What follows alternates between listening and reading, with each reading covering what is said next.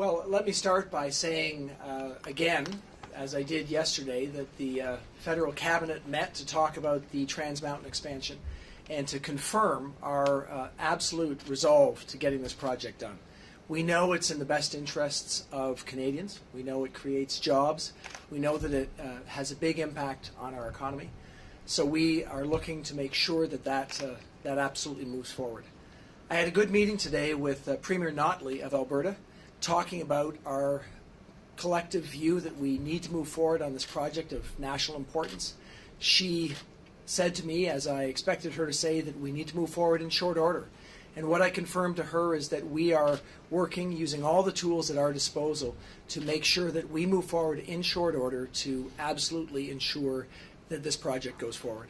So I'm happy to answer your questions and provide you some context. Thanks so much. So have you been in talks at all with Kinder Morgan Canada about buying a stake in the project, and is that something that they seem to want? Well, thanks for the question. We have said pretty clearly that we are looking at all tools at our disposal, legal, regulatory, financial, to make sure this project goes forward. We have been in communication with Kinder Morgan. The Trans Mountain expansion, of course, is critically important to them as well.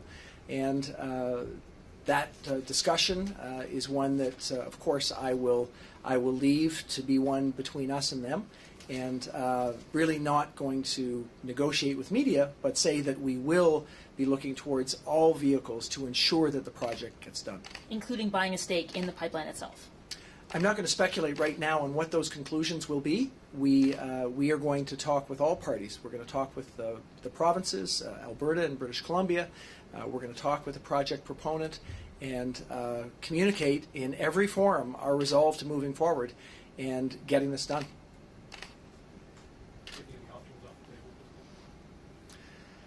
We are not taking any options off the table, and the reason for that is when we step back and explain why we're here. We know, and I know certainly as Finance Minister, that the goal is to make sure that we find great projects that create great jobs for Canadians. This is a project that helps us to grow our economy, create great jobs, and we know that we need to think about how we ensure that it gets done, which is in our collective best interest.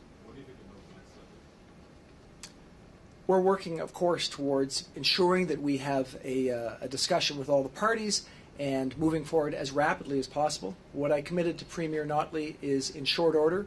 What I can tell you is we won't be able to give you more information in any real detail until we continue those discussions. So I don't have an answer for you at this stage. How's that received by the Premier?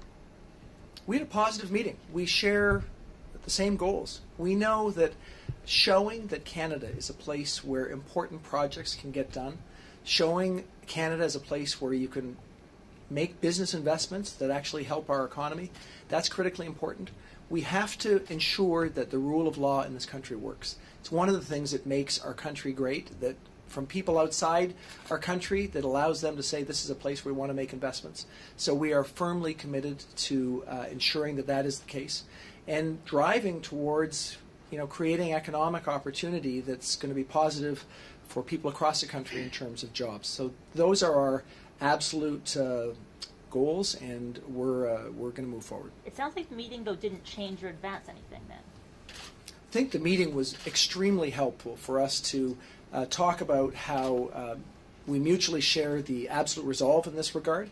I think it was also helpful for us to ensure that we are working collaboratively in getting to an answer. It also allows us to see a path towards making sure we work to engage with the project proponent in the timeline that we have in front of us. So in multiple ways, it was quite helpful. You described using all the tools at your disposal, including legal, regulatory, and financial ones. Could you give some more specific examples of which tools among those groups that you're willing to use? All of them. So That's not particularly specific. It's not any more specific than saying that clearly we see that there are regulatory hurdles. We see that there have been legal roadblocks that have put up for us, and we can see that from the project proponent's standpoint that they're worried about the financial risks in the project as a result of those things. So our approach is to engage with the provinces to understand those risks engage with the project proponent to understand what the financial hurdles are from their standpoint, and get to an answer that ensures the project will move forward in a very short timeline, meaning that we can get on with what we know is going to be a positive thing for our economy. Would you consider referring this to the Supreme Court of Canada? I can say that we are in a position where we know that this is a federal jurisdiction. We've been clear.